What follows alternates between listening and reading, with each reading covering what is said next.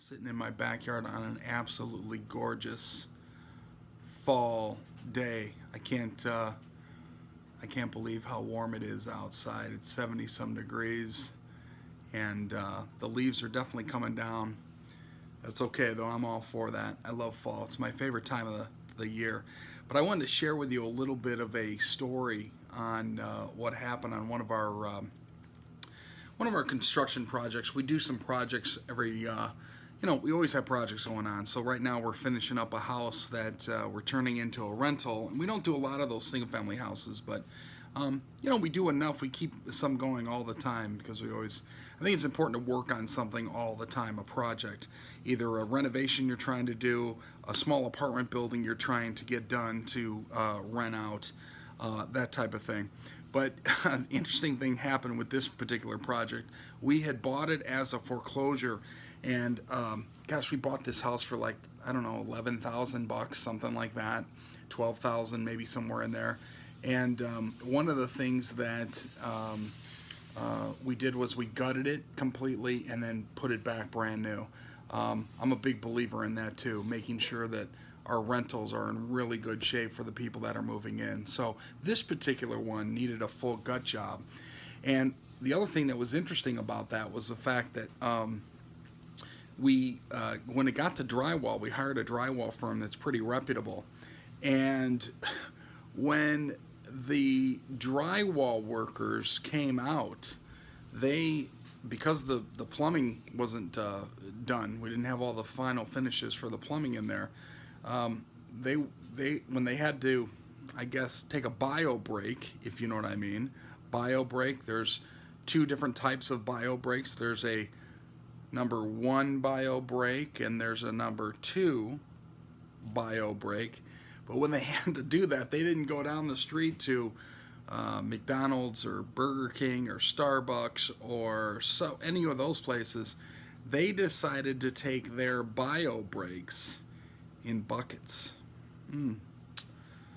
Wow, interesting thing, in buckets. So they had their bio breaks in buckets.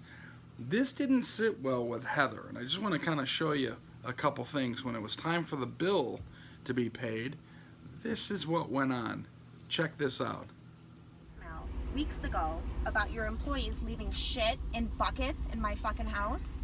I'm gonna ask you one more time, remove the buckets of shit from my home and I will leave your balance for you. I will gladly pay the balance that we owe you. However, you have to remove the buckets of shit that your employees left for me. Thank you. So you might be thinking, okay, so Heather gets on the phone with these guys, and what happens? Well, here's the picture before of the buckets of bio break, and here's the latest picture of the buckets of bio break. So, a couple things here to think about. Number one, make sure that with your contractors, you are thinking about not only what they're doing, but what's in the contract, what's supposed to be in the contract, and what's definitely not in the contract. So take a look at that. Number two, literally, is never let somebody go number 2 on your property without fully taking care of it and cleaning it up. It's just ridiculous. So again, I wanted to kind of share that with you because I thought it was number one, interesting that somebody would even think like that. But number two, I thought it was also interesting that my wife, who, if you all know Heather, you know that this wasn't going to fly for them. But if you do have something like that, stand up for yourself. Make sure you have somebody on your team that's looking out for your best interest. This is Johnny D saying thank you for stopping by for this version of Street Cred. And I hope you learned some things. Bio breaks 1 and 2, what to do, what not to do.